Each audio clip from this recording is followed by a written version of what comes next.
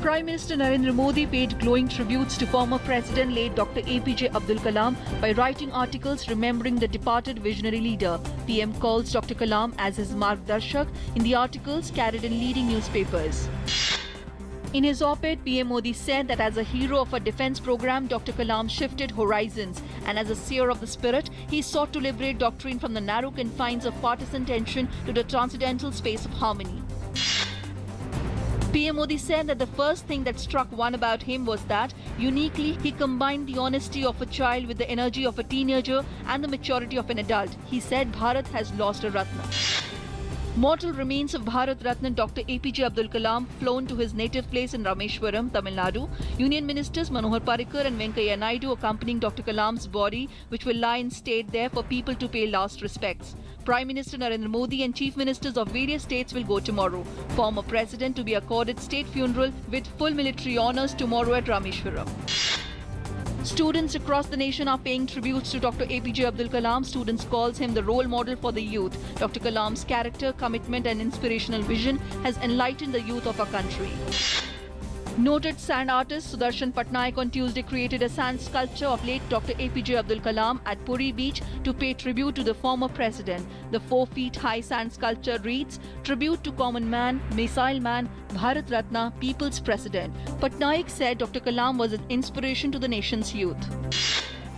World leaders also paid glowing tributes to former President Dr. APJ Abdul Kalam, hailing him as an inspirational figure and lauding his scientific achievements. US President Barack Obama says Dr. Kalam's humility and dedication to public service served as an inspiration to millions of Indians and admirers around the world.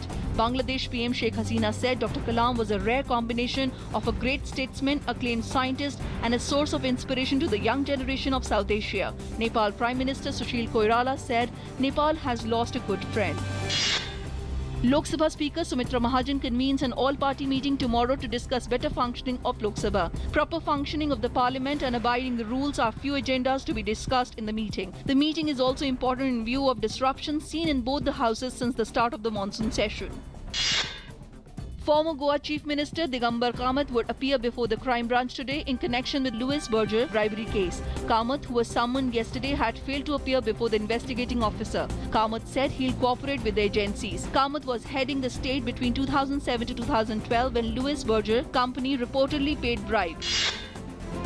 Incessant rains caused by a deep depression lashed northern and Kutch regions of Gujarat, causing death of over a dozen people during the last 24 hours. Ahmedabad district reported maximum casualties as 6 persons died since Monday, while Banaskantha district registered 4 deaths. NDRF and the Central Reserve Police Force have been pressed into service in the worst affected Banaskantha and Kutch districts. In Maharashtra, a 3-storied building in Thane district collapsed last night. 6 persons are killed and 25 rescued, while several are feared to have been trapped. The building, Matruchaya, crashed around 11 p.m. following heavy downpour. A massive relief and rescue operation is underway. Gold prices firmed but remain near 5.5-year lows as market braced for this week's Federal Reserve meeting, at which policymakers are expected to give further clues on the timing of a US rate increase. On weak global cues, domestic gold and silver rates come down. Also, China and Greece is ready for increase in sales to improve their economies. Short sellers rush to cover their positions amid speculation about further stimulus from China. At least 25 people were killed and 24 others were injured in a major fire at a 3-storied furniture factory on the outskirts of the Egyptian capital Cairo.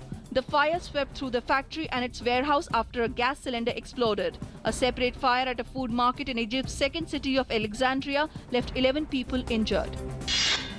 The Indian women's archery recurve team have made it to the 2016 Olympic in Rio de Janeiro after getting past 7th seed Germany in the round of 16 match at the World Archery Championship in the Copenhagen. The women's contingent were 10th in the qualifying round on Monday, and they came from behind to record a convincing 5-3 victory to make the nation and the archery contingent proud. International Tiger Day is observed on July 29 to raise awareness on tiger conservation. The goal of celebrating this particular day is to promote a system wherein the natural habitats of tiger will be protected, thereby protecting the endangered species from extinction.